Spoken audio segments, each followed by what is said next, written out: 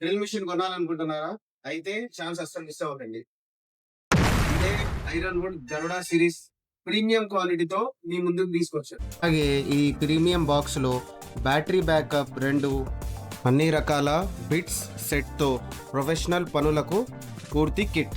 అలానే దీంట్లో స్క్రూలు బిగించడం, తీయడం 2 ఒకే బటన్‌తో ఈజీగా పని చేసుకోవచ్చు.